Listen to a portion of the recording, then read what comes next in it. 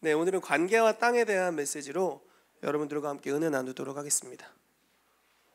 네. 말씀을 하나 같이 읽어보겠습니다. 자, 말라기 4장 5절 6절 말씀인데요, 같이 큰 목소리로 읽어볼게요. 시작. 보라, 여호와의 크고 두려운 날이 이르기 전에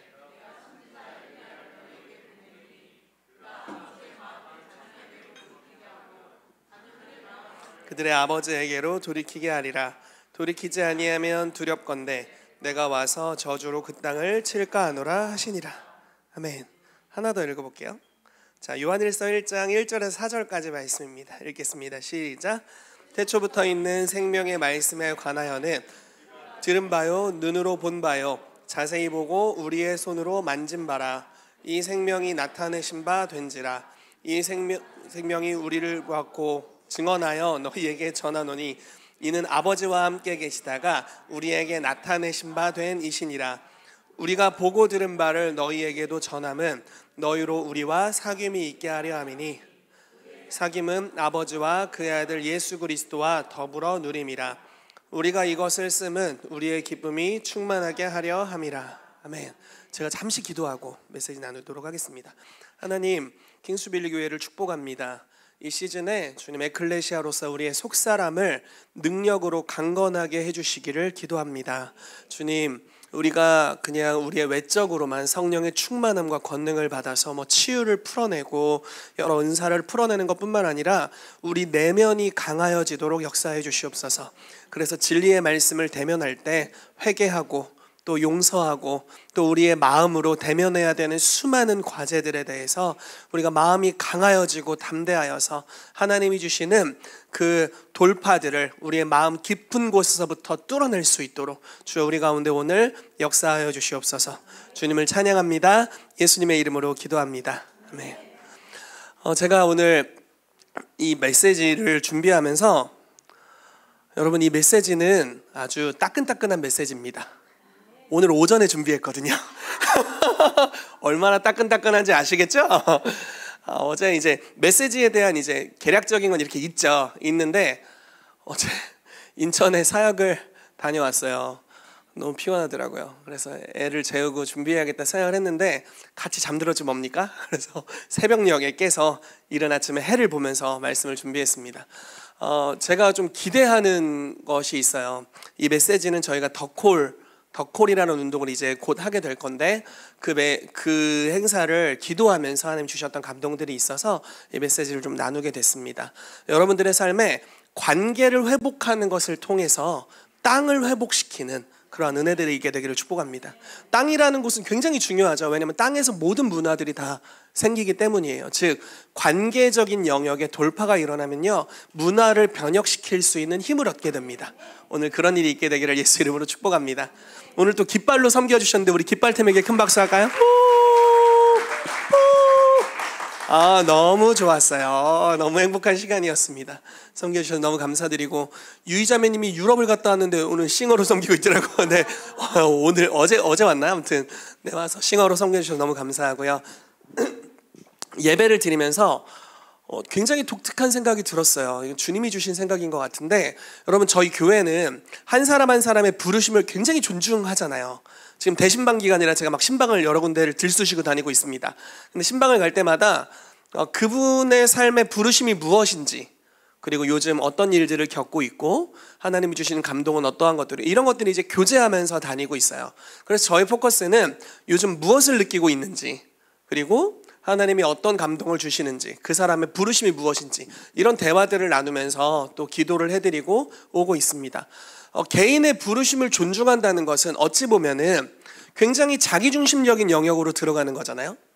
어떤 교회의 비전이나 하나님의 나라의 비전이나 하나님 그분을 높이는 것과는 좀 반대되는 것 같은, 물론 그렇진 않아요. 어쨌든 그런 뉘앙스가 있죠. 이쪽 한 부분에 있어요. 그래서 개인의 성향, 은사, 어떠함들을 존중하는 문화가 이곳에 풀어집니다.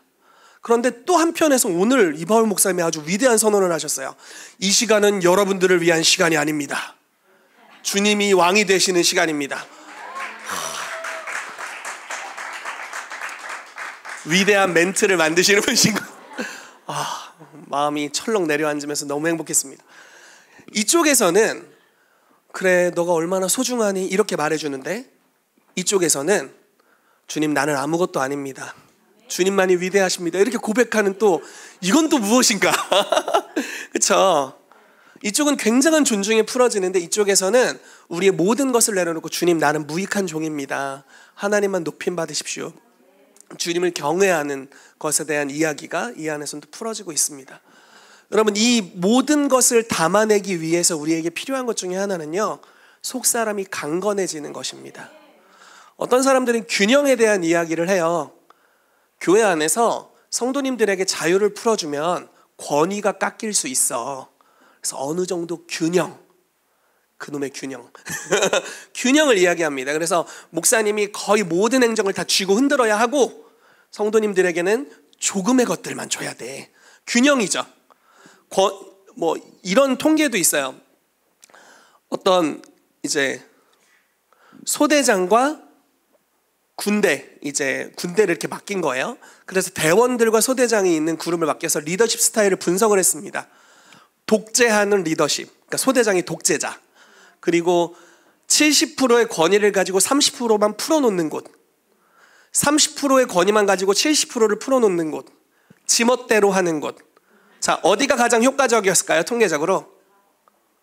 자, 1번 100% 독재, 2번 70% 독재, 3번 30%의 권위, 4번 권위 없음. 자, 어디가 가장 활성화됐을까요? 2번이에요. 현실적으로는 2번입니다. 근데 하나님은 어떨까요? 하나님은 그럴 필요가 없으세요. 하나님은, 그러니까 우리에게는 균형이 필요할 수 있어요. 왜냐면 성품의 한계가 있으니까. 이렇게 참아주다가는 내가 폭발해서 성품의 한계가 있는 거예요. 그래서 어느 정도 쏘아붙이기도 해야 하고 어느 정도 받아주기도 해야 돼요. 근데 하나님은 성품의 끝이 없으세요.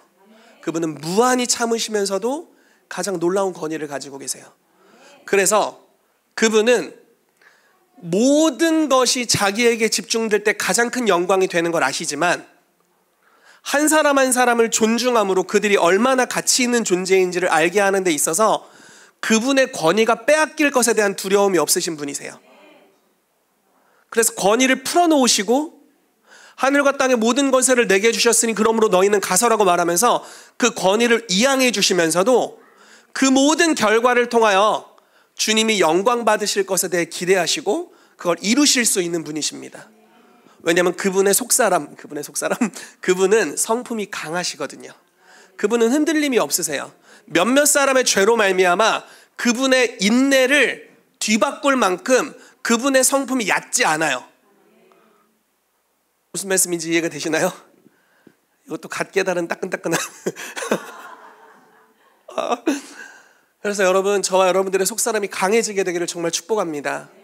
그렇게 할 수 있다면, 만약에 여러분들이 리더십을 가지고 이끄는 그룹들이 생길 때 여러분들은 그 그룹을 통해서 하나님께 최고로 영광 올려드릴 수 있을 뿐만 아니라 개인들을 축복하고 개인에게 주신 하나님의 부르심과 감동에 집중할 수 있게 하고, 그들이 얼마나 가치 있는 존재인지 알게 하면서도 우리가 그리스도 안에서 모든 영광을 주께 올려드릴 때 우리가 최고의 가치를 얻는 존재가 되는 그 예배자로서의 부르심, 이 모든 것을 지킬 수 있게 될 줄로 믿습니다. 아멘. 축복합니다.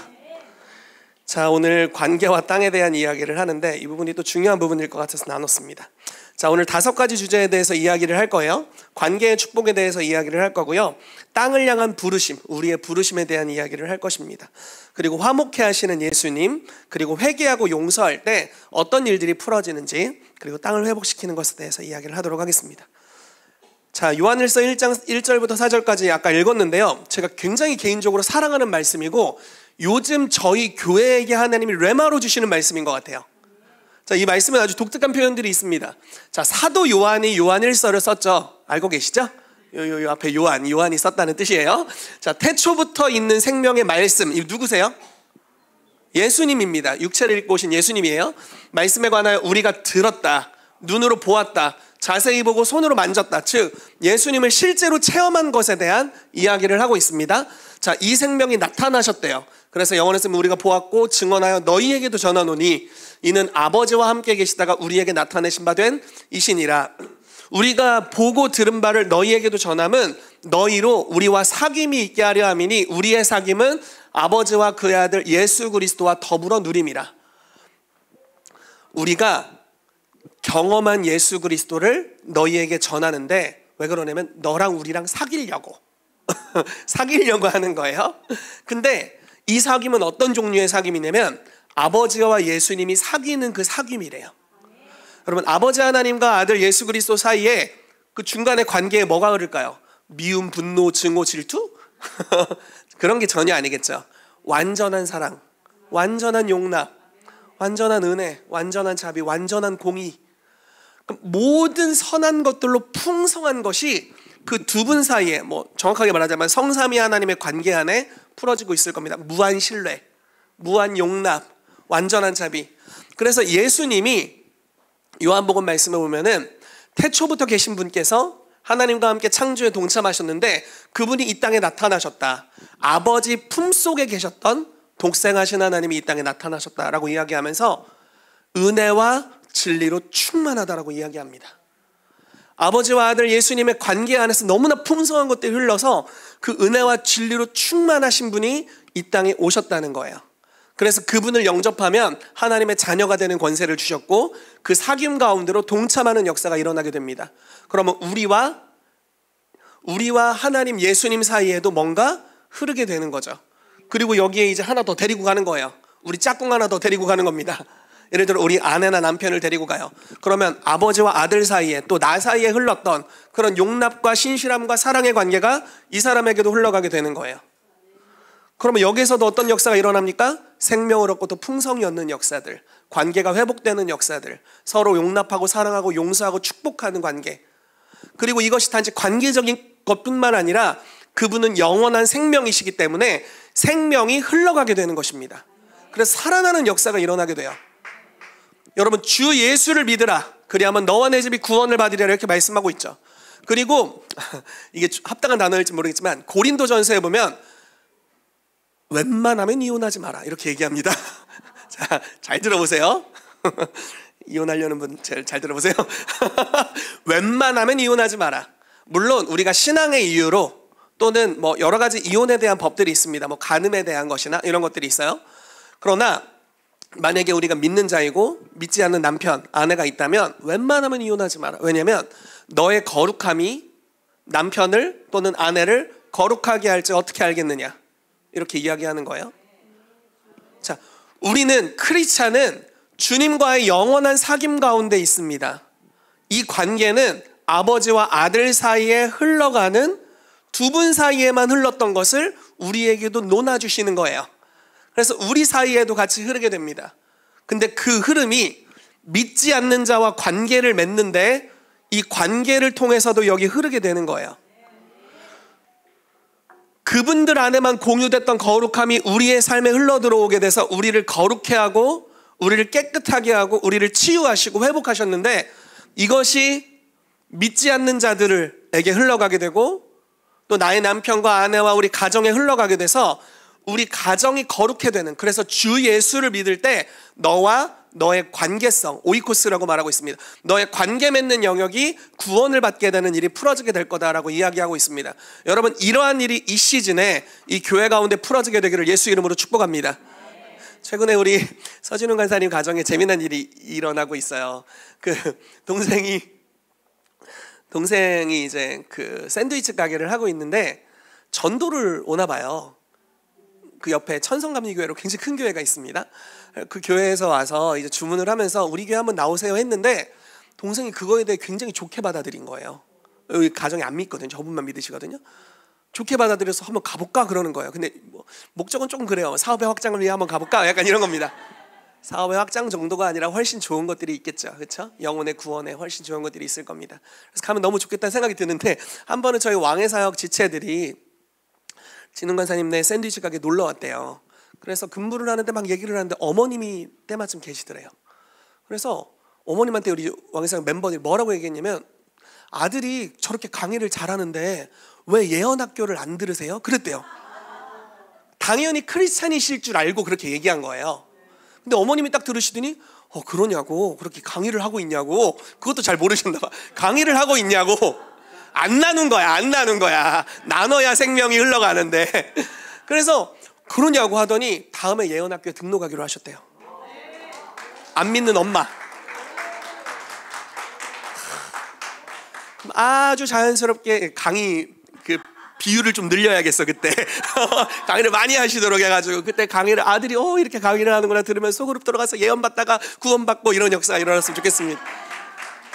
관계로 열리게 될 때 구원의 역사들이 풀어질 수 있게 되죠. 그러니까 내가 만난 하나님을 강요하는 게 아니에요. 그냥 열린 관계를 통해 나누는 겁니다. 내가 이런 하나님 만났어. 그렇다고. 딱히 목적이 있는 건 아니야. 그렇다고.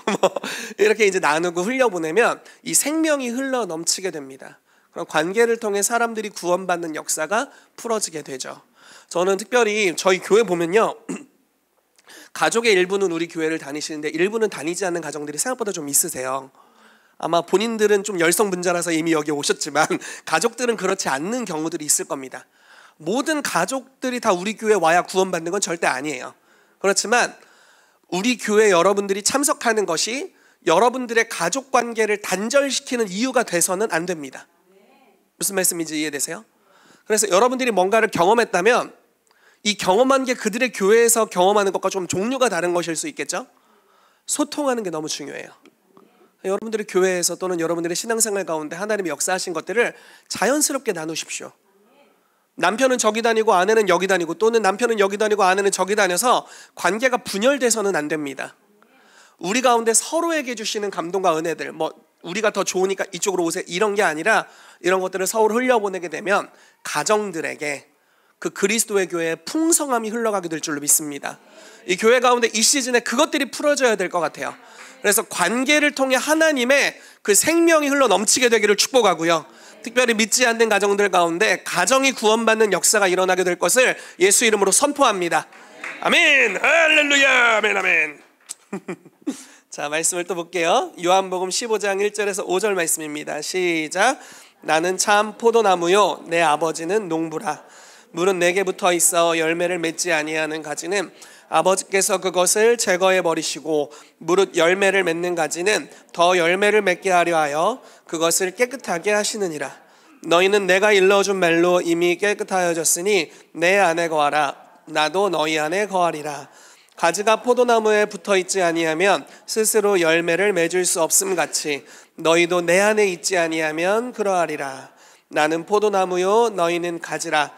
그가 내 안에 내가 그 안에 거하면 사람이 열매를 많이 맺나니 너희가 아무것도 할 수 없음이라. 아멘. 자, 이것도 관계의 축복에 대해서 이야기를 하고 있죠. 주님과 어떤 방식으로 관계 맺는지에 따라서 생명이 있고 없고가 결정됩니다. 되게 무시무시한 말씀 아닌가요? 여러분, 가장 큰 죄가 뭘까요? 가장 큰 죄는 주님이랑 관계 맺지 않는 거예요. 예수 그리스도가 없는 게 가장 큰 죄예요. 요한복음 16장 말씀에 성령이 오시면 죄에 대하여 세상을 책망하실 거라고 했습니다. 그 죄의 본질은 뭐냐면 예수가 없는, 예수를 믿지 않아서라고 말하고 있습니다. 그래서 살인, 간음 여러 가지 온갖 더러운 죄들이 있지만, 그리고 그 죄의 결과들도 지옥의 형벌이지만, 그것보다 더 심각한 것은 보내주신 그리스도와 관계 맺지 않는 것입니다. 바울이 이렇게 막 서신을 보내다가 고린도 후서인가? 거기에서 막 흥분했나 봐요. 그래서 뭐라고 얘기하는 줄 아세요? 예수 그리스도를 사랑하지 않는 자들은 저주를 받을지어다. 강력하죠. 사랑하지 않으면 저주받아라! 이렇게 얘기했어요. 성경 읽는 거예요. 여러분들 저주하는 게 아닙니다. 제가 하는 게 아니에요. 바울이 그랬어요. 바울이 그랬다고 읽는 거예요 지금.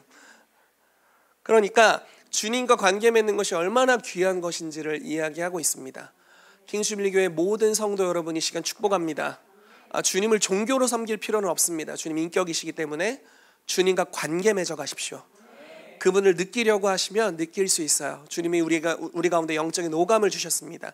그래서 그분을 인지할 수 있습니다. 그분이 우리 가운데 주시는 사랑의 메시지를 우리가 받을 수 있어요. 그래서 주님을 알아가게 되시기를 예수 그리스도의 이름으로 축복합니다. 아멘. 자, 이 관계에 대한 걸 이제 이 정도로 다루고요. 자, 땅에 대한 이야기를 좀 해볼게요. 이 독특한 말씀인데 읽어보겠습니다. 시편 115편 16절 시작. 하늘은 여호와의 하늘이라도 땅은 사람에게 주셨도다.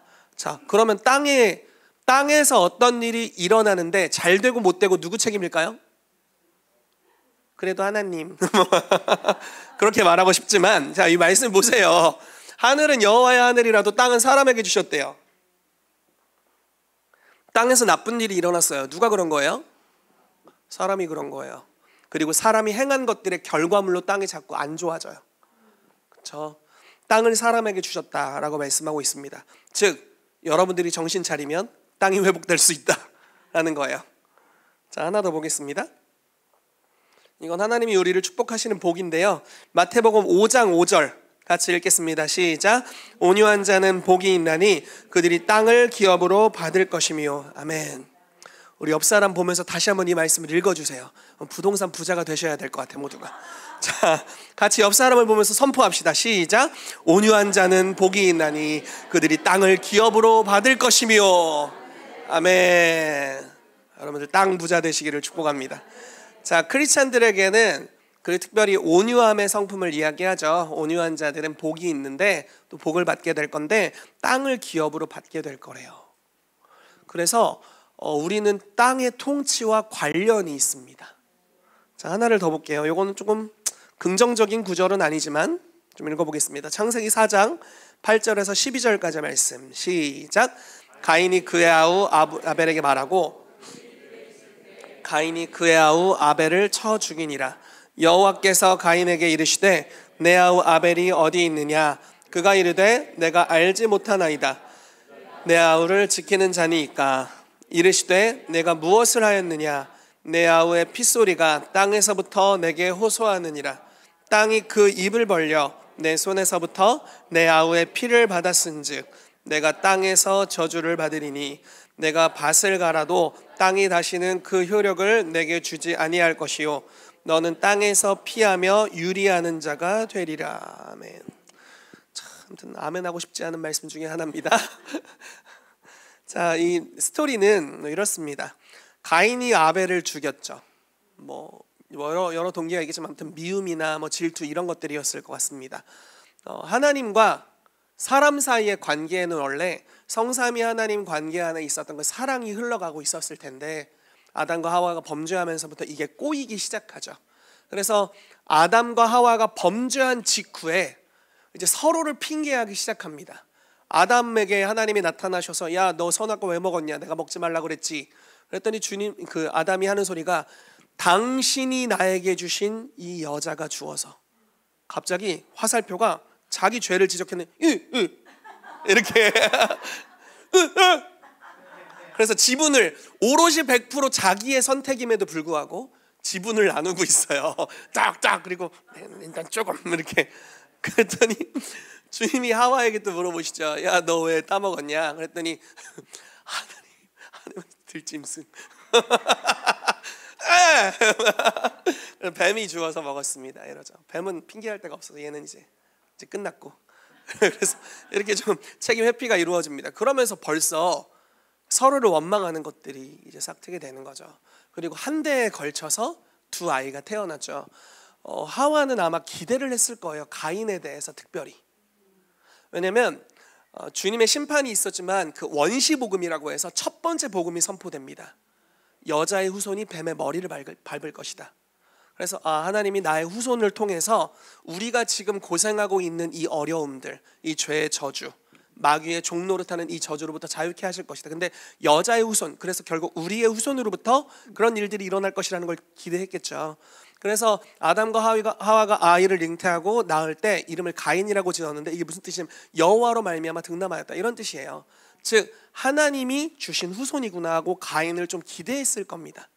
그리고 아벨이 또 태어났죠. 안타까운 것은 혹시 메시아일지도 모르는 기대감이 있었던 그 아이가 첫 번째 살인을 저질러요. 그래서 엄청 마음이 아픈 일이 발생하게 됐습니다. 그래서 가인이 아벨을 죽였는데 이 둘 사이의 관계의 문제가 둘 사이만으로 끝난 것이 아니라 어떤 일이 발생하죠? 그 땅이 저주를 받아요. 땅이 저주를 받았어요. 우리 아들이 자꾸 내 설교를 따라하네. 네. 땅이 저주를 받아서 밭을 갈아도 땅이 다시는 그 효력을 주지 않을 거고 땅에서 피하여 유리하는 자가 될 것이다 말씀하셨어요. 사람의 죄, 좀 더 자세히 표현하자면 관계 사이에 오가는 것이 땅에 영향력을 미칩니다. 여러분과 여러분들의 남편 아내와 관계 사이에 흐르는 것이 여러분들의 가정의 분위기에 영향을 미치나요? 많이 미치죠. 여기 냉기가 흐르고 있으면 애들이 어때요? 애들이 영안이 열려서 다 보잖아요. 뭐가 흐른다. 냉기가 흐르고 있다. 그러고 다 보잖아요. 자, 부부관계 사이에 이 관계에 흐르는 것이 영계에 영향을 미치고 그것이 실제로 땅에서도 영향을 미치고요. 땅에 영향을 미친다는 그 문화에 영향을 미친다라는 것입니다. 자, 그러니까 이 관계가 얼마나 중요할까요? 여러분, 그리고 관계를 잘 맺기 위해서는 마음이 건강해야 되는데 이 마음이 얼마나 중요할까요? 생명의 근원이 여기로부터 나온다라고 말씀하고 있죠. 자, 말씀을 하나 더 보도록 하겠습니다. 역대하 7장 14절 말씀 읽어보겠습니다.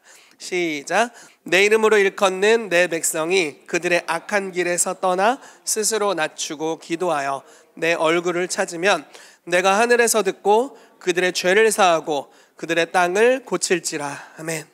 자, 하나님께서 약속을 하시는 거예요. 솔로몬에게 하시는 약속입니다. 성전이 건축되었을 때 하나님이 솔로몬에게 이런 약속을 하세요.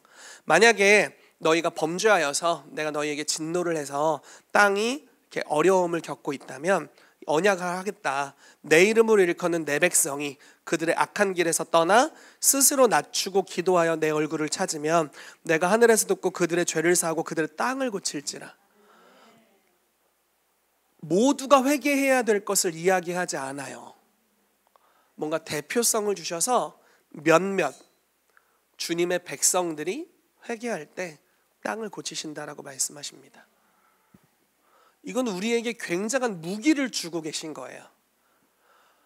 대전, 여기 또 청주에 계신 분들 많고 청주, 이 충청, 구미에서도 오셔서 구미 여러 지역들 또 온라인에서 우리 함께 예배하시는 분들 있죠. 여러분들의 땅이 회복되는 데 있어서 그 모든 인구가 회개해야 된다라고 말씀하시진 않으세요. 근데 주의 이름으로 일컫는 백성들이 회개한다면, 다시 말해서 관계 맺는 방식을 바꾼다면 치유가 일어날 수 있다라고 말씀합니다. 본문 말씀을 아까 넘어가 버렸는데 본문 말씀 읽어볼까요? 자, 말라기 4장 5절 6절 제가 읽어드릴게요. 여호와의 크고 두려운 날이 이르기 전에 선지자 엘리야를 너에게 보내리니 아버지의 마음을 자녀에게로 돌이키고 자녀의 마음을 아버지에게로 돌이키게 하리라. 근데 왜 갑자기 뒤에 땅이 튀어나왔지? 안 하면 저주해, 땅을. 자, 아빠와 아들의 마음, 아버지와 자녀의 마음이 연합되는 것과 땅에 어떤 결과가 일어나는지가 관련이 있다라는 것입니다. 만약에 이곳에 있는 모든 분들이 부모님과 자녀의 관계가 온전해질 수 있다면 이 땅에 축복이 흐르게 될 거예요. 이 관계에서 흐르는 것이 땅의 운명을 결정한다라는 것이죠. 자, 또 바쁘게 넘어갑시다. 자, 그래서 여러분들이 땅을 풀 수 있는 열쇠를 가지고 있습니다. 몇 가지를 좀 이야기를 해볼게요. 한 사람의 마음 안에서 이루어지는 것들을 이야기를 좀 해보겠습니다. 요셉이 좀 당한 게 많아가지고 요셉 이야기를 좀 해보죠. 우리 요셉 팀장님은 그런 일을 안 당하게 되기를 축복하는데 우선 형제들이 요셉을 팔았어. 형제들이 요셉을 팔았어요. 너무 안타까운 일이죠. 얼마나 마음이 힘들었을까요? 11번째 아들 팔려져가지고 집에서 가장 사랑받는 아들에서 아무것도 공급해주지 않는, 그리고 아무리 수고해도 자기에게 살해나 일에 대한 대가가 없는 종의 영역으로 팔려갔습니다. 말단으로 들어가서 열심히 일을 하죠. 일을 해서 잘 돼도 그 모든 수입은 다 주인의 것입니다. 그래서 수고를 했어요. 수고합니다. 수고한 결과로 가정의 총무가 되었고 주인을 제외하고는 가장 높은 종이 되었으나 주인의 죄로 말미암아 감옥에 갑니다. 이 스토리는 다 아시죠? 보디발의 아내가 꼬셨는데 안 넘어가가지고 거룩함을 지킨 대가로 감옥에 가요. 억울하고 힘들었는데 더욱 억울해졌어요. 감옥에서 그래도 정신 바짝 차리고 살아야겠다고 생각을 하고 이제 그 정치인들이 정치인 수용소 같은 곳이었거든요. 그래서 거기서 이 정치인들을 돌보는 일을 하다가 술 맡은 관원장과 떡 굽는 관원장, 왕의 최고위층 신하들이었습니다. 그들을 섬기는 일을 하다가 그들이 꾼 꿈 이야기를 듣고 그대로 꿈을 해석을 해주죠. 어쨌든 꿈의 해석대로 떡 맡은 관원장은 죽게 되고 이제 술 맡은 관원장은 복직을 하게 되는데 복직을 할 때 이야기를 합니다. 나 억울하게 잡혀왔으니까 제발 나의 억울함을 신원해달라고 부탁을 해요. 요셉에게 이미 술 맡은 관원장이 은혜를 얻었기 때문에 너무 당연한 거잖아요. 그리고 복직하면 힘이 있으니까 그냥 풀어버리면 되는 거잖아요. 왜냐면 이 술 맡은 관원장이 보디발보다 지위가 높거든요. 그냥 풀어버리면 되는 거예요. 근데 잊어먹어요. 이 화장실 갈 때랑 나올 때 이 감정이 달라가지고 잊어먹습니다. 굉장히 힘들고 억울했을 거예요. 그러다가 2년 뒤에 바로왕이 꿈을 꾼 그때 술 맡은 관원장이 요셉이 생각나서 이제 복직 풀어 놓게 되죠. 그리고 애굽의 총리가 되었습니다. 2년 정도가 지났는데 드디어 복수의 날이 온 것일까요? 익숙한 얼굴이 나타납니다. 형제들이 요셉을 찾아왔어요. 그리고 곡식을 달라고 간청합니다. 와, 근데 요셉의 그 마음이 어땠을까요? 이 마음이 어땠을까요? 내가 지금 10여 년간 수많은 죽을 고비를 넘기고 그것도 내가 잘못한 것도 아니고 그냥 하나님의 계시를 자랑했을 뿐인데 이 마음에서 수많은 고통과 인내와 그 수고와 엄청난 노력들, 그래서 여기를 왔는데 형제들이 찾아옵니다. 근데 요셉의 마음에 좀 진동이 있었고 어려움이 있었지만 요셉이 형제들에게 몇 가지 테스트를 하면서 테스트를 하더라고요. 그러니까 옛날에 자기를 버렸는데 자기 동생 베냐민을 버리는지 책임지는지 이런 걸 테스트를 해요, 실제로. 그래서 베냐민에게 일부러 올무를 놓아서 베냐민을 잡아들이게 하죠.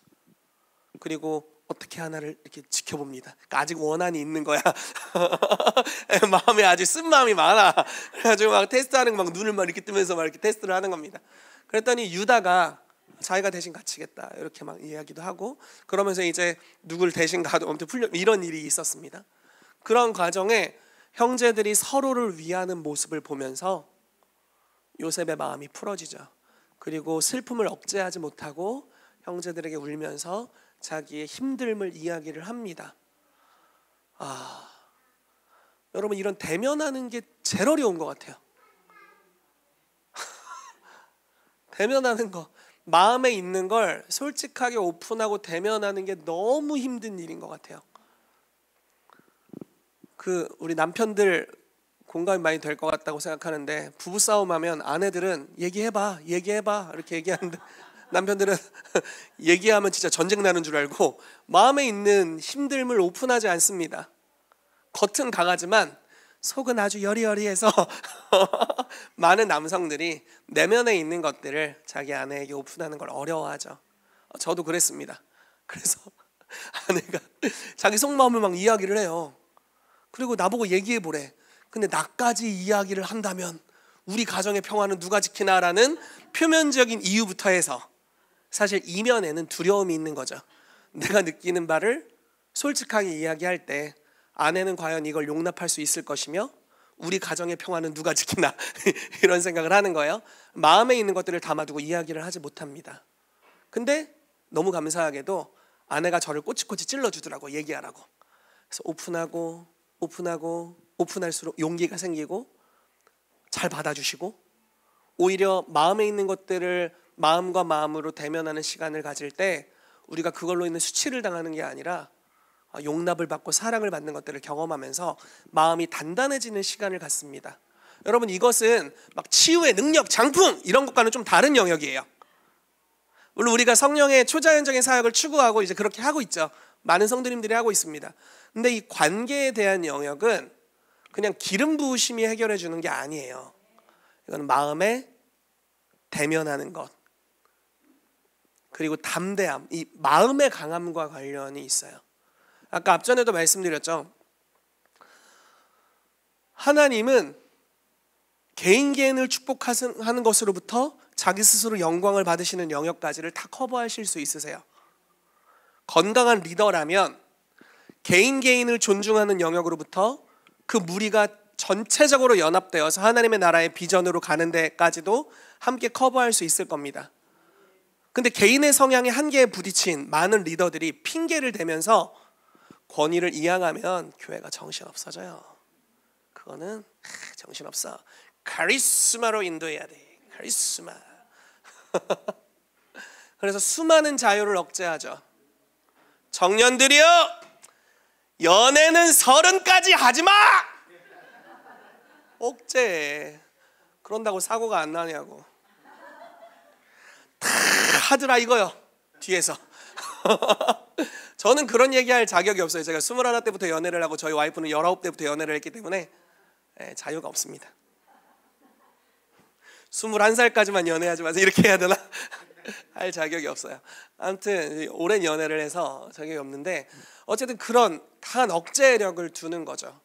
사실은 두려운 거 아닐까요? 그 전체 시스템을 만들어가는 리더들의 마음에 두려움이 있고, 혹시 이런 일이 일어나면 어떡하지? 라는 두려움을 기반으로 시스템들을 만들게 되는 거죠.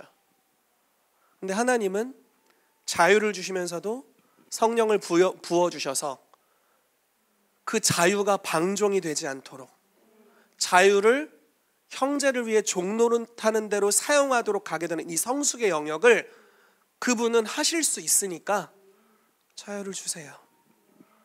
얼마나 좋은지 몰라. 난 자유해. 그런데 내가 거룩함을 지키는 것은 리더가 쪼아서가 아니야. 하나님을 사랑하기 때문이야. 이렇게 가는 거죠. 우리의 마음이 강해질 수 있다면 우리가 이 모든 것들을 풀어놓을 수 있게 될 겁니다. 동일해요. 관계를 대면하는 영역도 동일합니다. 요셉이 얼마나 힘들었을까요? 형제들 입장을 생각해. 형제들은 또 어땠을까? 요셉인 걸 알았어. 마지막까지 의심하거든요. 창세기 50장에 가면 야곱이 죽는 날에 형제들이 거의 무릎을 꿇었어. 요셉에게 찾아와요. 무릎 꿇고 손 들고. 거짓말해. 무슨 거짓말하는 줄 아세요?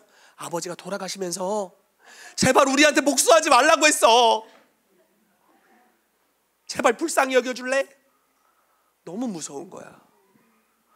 그 원한 맺힌 마음으로, 질투의 마음으로 형제를 때리고 핍박하고 종으로 팔아먹었던 그 죄에 대해서 스스로 그 결과를 책임지는 게 너무 어렵고 두렵고, 요셉이 과연 용서해 줄까라는 두려움이 있고 너무 무서운 거예요. 그래서 막 아버지 끌어당기는 거예요. 대면하기가 너무 어려운, 이게 마음을 대면하는 게 이렇게 어려운 겁니다. 누가 이걸 잘할 수 있다고 자부하겠어요? 그렇죠? 너무 어려운 부분, 우리의 상처가 있는 영역, 그 영역을 오픈하고 관계 가운데 풀어내는 것이 너무 어려운 숙제입니다. 근데 요셉이 이거를 합니다. 성령 충만하니까 쉬웠을까요? 아니요. 성령 충만해도 어려운 부분이죠. 너무 힘든 부분이죠. 근데 하나하나 대면하고 풀어냈습니다. 그 결과 땅을 지킬 수 있었어요. 그리고 고센 땅이 민족을 지켜줍니다. 한 사람의 마음 안에서 수많은 원한 맺힌 관계들이 있었지만 주님의 은혜와 자비로 이 마음을, 그러한 수많은 힘듦을 대면하면서도 하나님이 나를 부르심으로 인도하는 양약이 되도록 소화하는 기간을 가졌고, 그것이 요셉의 마음을 키웠습니다. 그리고 이 마음 안에서 이루어진 일이 결국 땅을 회복시키는 영역으로 들어가게 됐습니다. 여러분, 우리 교회 가운데 이러한 영역이 풀어지게 되기를 축복합니다. 마음이 아프다. 어떤 아이가 이렇게 우와. 네, 괜찮습니다. 부모님도 계시고. 네. 자, 좀 더 이야기를 해보도록 하겠습니다. 고린도후서 5장 17절부터 19절까지 말씀 읽어볼게요. 시작. 그런즉 누구든지 그리스도 안에 있으면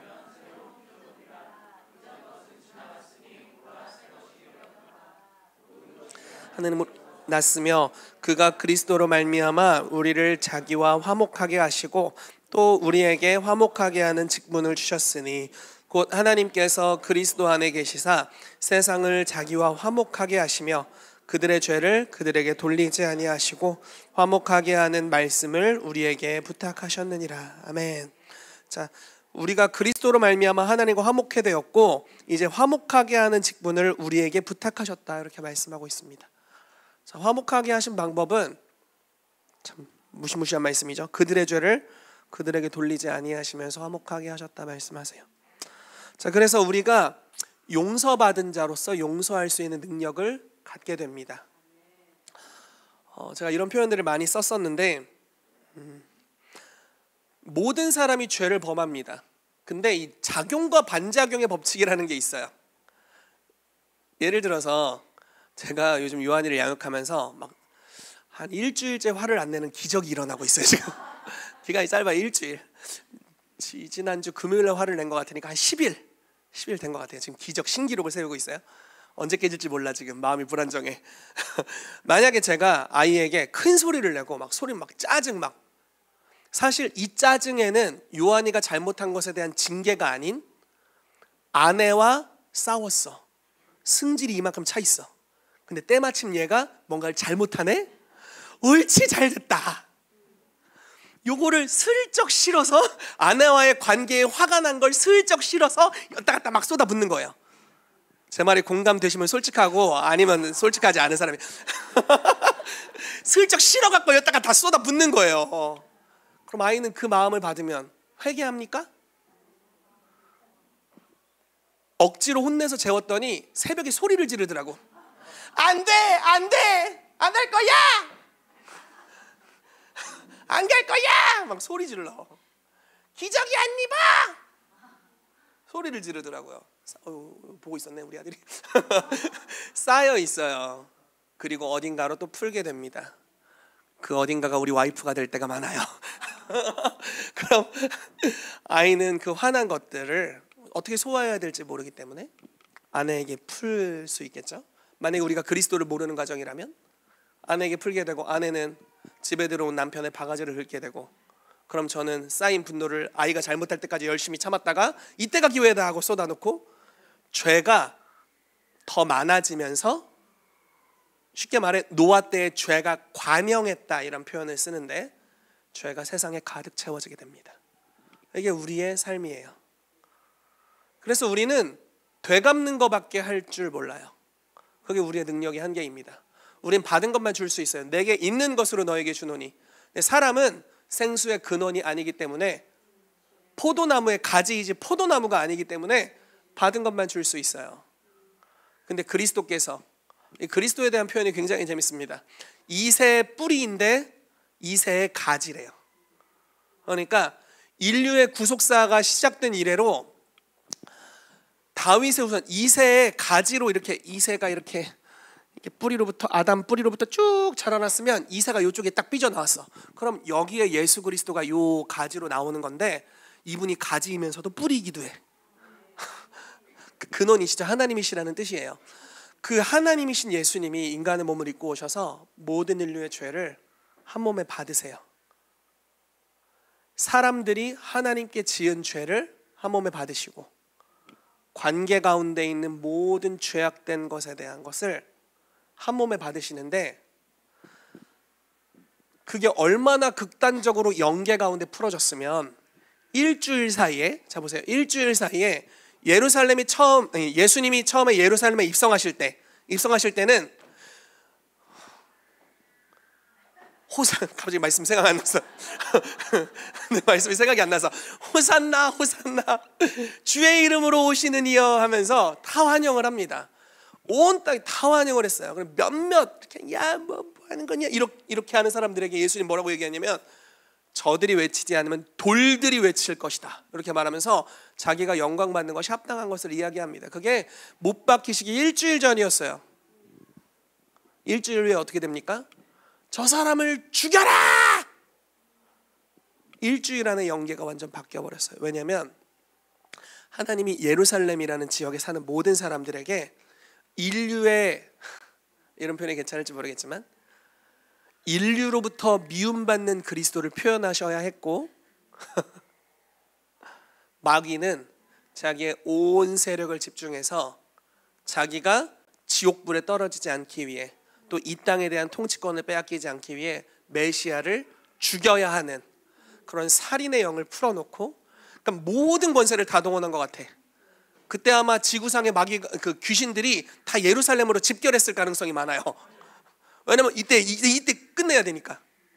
집결해서 그것을 예수님이 한 몸에 받으셨어요. 그걸 받으시면서 그 결과물로 예수님 아무 죄도 짓지 않으셨는데 아버지와의 관계가 끊어졌고, 그분이 사람들에게 흘려보낸 거라고는 치유해주고 구원해주고 아픔을 닦아주고 슬픔을 위로해주는 일들을 하셨는데, 그분이 돌려받은 거라고는 모든 미움, 모든 종류의 미움. 내가 니들한테 무슨 죄를 지었길래 나보고 죽으래. 그런 일들을 예수님이 한 몸에 다 당하셨습니다. 그리고 십자가에서 선포하시죠.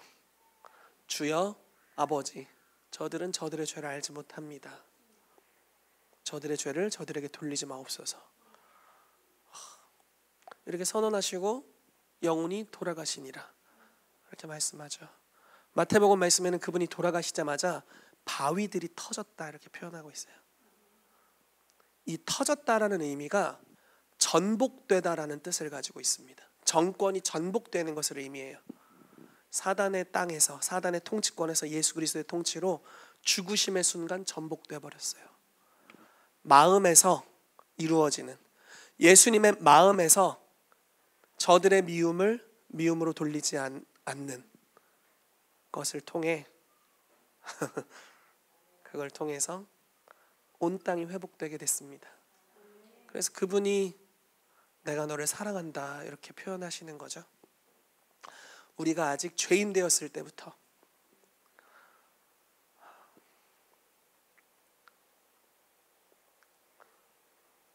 또 울면 우리 와이프에게 우리 전사님들이 가서 목사님, 아니 사모님 목사님 울어요 하고 막 이르더라고. 최대한 안 울려고 참아보겠습니다. 일르지 좀 마. 예수님이 우리가 아직 죄인 되었을 때부터 그래서 사랑하시는 거죠. 사랑을 끊임없이 부어주십니다.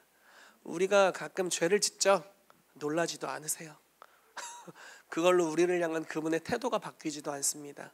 여전히 사랑하기로 결정하시고 너의 행위로 말미암은 게 아니라 내가 지불한 대가 지불로 인해서 너를 사랑하기로 결정했다 이렇게 말씀하시고 계속 끊임없는 사랑을 부어주시죠.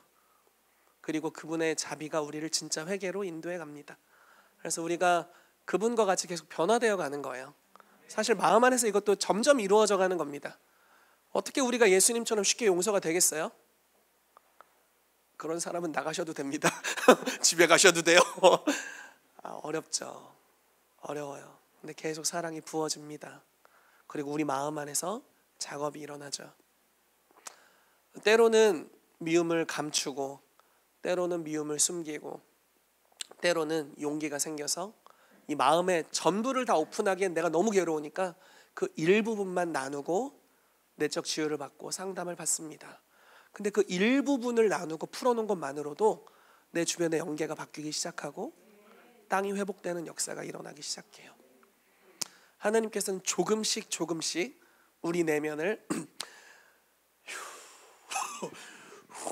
고치시는 일을 통해서 이 땅을 바꿔가십니다.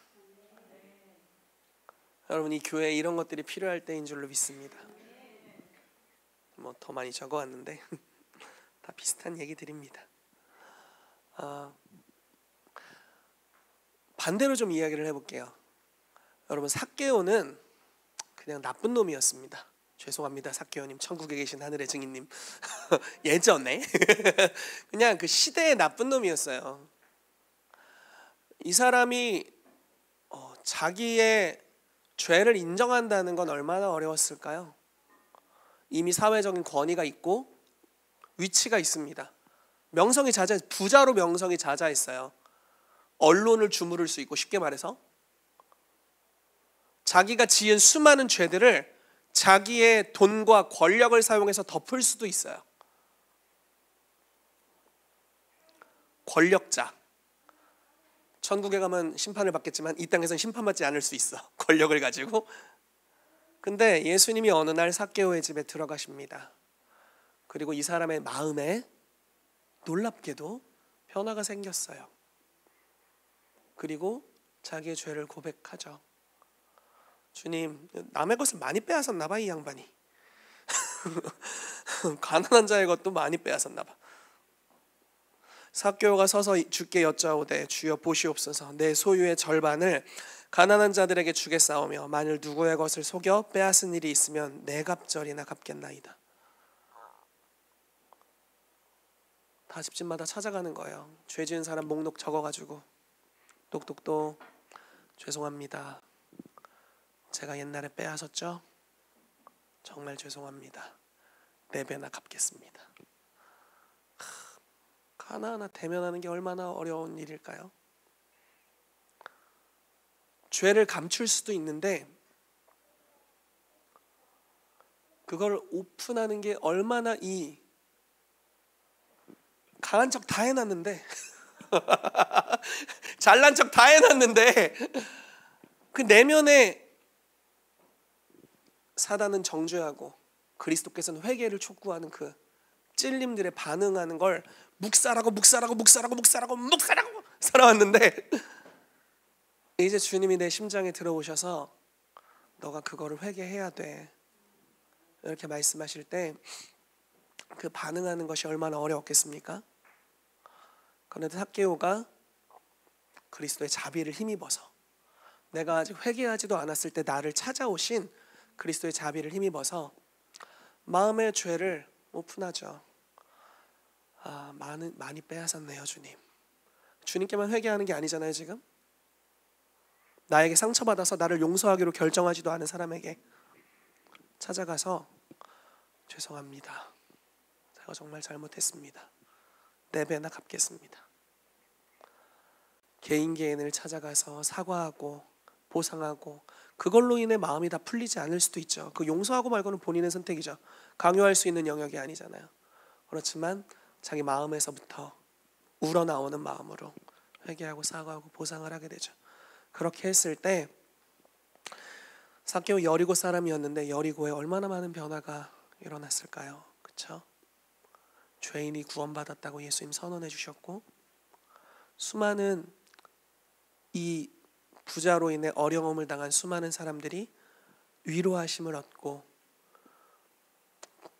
하나님의 주님께 더 담대히 나아갈 수 있는, 그래도 하나님이 살아계시구나라는 걸 경험할 수 있는 귀한 시간들이 됐을 것입니다.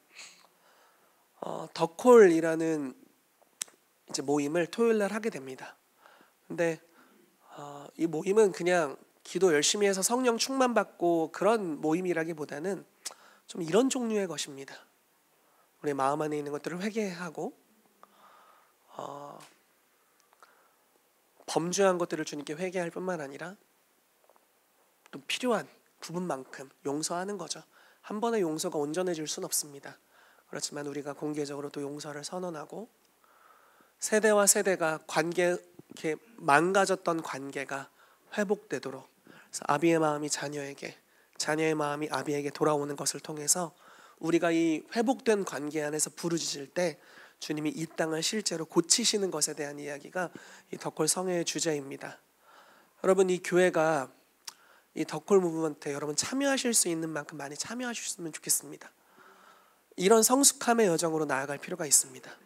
권능이 임하고 우리가 외적인 성령 충만을 받고 능력 사역을 행하고 너무 좋지만 내면이 강하여지는 것으로부터 땅의 문화가 회복되는 열쇠가 바로 여기 있습니다. 여러분, 이번 주 토요일부터 시작되는 더콜을 위해서 기도해 주시고, 또 이 킹스빌리 교회 가운데 이 더콜의 유업이 풀어지게 되기를 예수 이름으로 축복합니다. 여러분들의 삶에 관계가 회복되는 은혜들이 있게 되기를 바랍니다. 여러분들의 마음이 힘을 얻게 되기를 바라고요, 용기를 갖게 되기를 바랍니다. 마음 안에서 이루어지는 것들은 강제할 수 있는 게 단 한 가지도 없어요. 의지를 가지고 너무 억지로 하잖아요. 그러면 여기 다른 마음이 일어납니다. 억울해, 너무 빨리 용서했어. 너무 빨리 하지 마세요. 제발 너무 쉽게 너무 빨리 용서하지 마세요. 목사 타이틀 떼고 얘기해야 될 것 같아. 왜냐하면 그게 진짜가 안 되거든요. 용서하겠습니다 했어. 집에 가서 막 부하가 치밀어 올라. 내가 그놈을 너무 빨리 놓아줬다. 근데 주님의 자비를 구하는 거죠. 주님 와주십시오. 우리가 옳은 게 뭔지는 알지만 그렇게 가기가 마음 안에서 쉽지 않습니다. 주여, 우리 마음을, 속사람을 능력으로 강건하게 해주시옵소서. 주님이 강하게 하시면 그만큼 용서하는 겁니다. 그리고 그만큼 우리의 죄를 회개할 수 있어요. 우리는 좀 성격이 급한데 주님은 인내가 많으십니다. 그래서 그 하나님의 오래 참으심과 자비 안에서 우리가 우리의 연약함을 고백하고, 우리의 죄를, 우리가 만약에 누구의 것을 함부로 빼앗거나 탈취하거나 정말 심각한 문제를 일으킨 것들이 있다면 주님께 회개하고, 그리고 우리가 용서해야 될 사람에 대해서 그 사람이 나에게 정말 이런 못된 짓을 해서는 안 됐는데 그런 일이 있다면 우리가 하나님이 마음을 주시는 만큼 용서하고, 우리가 진리의 영역으로 한 걸음 한 걸음 나아가는 우리 킹스빌리 교회가 되기를 예수 이름으로 축복합니다. 같이 기도하겠습니다.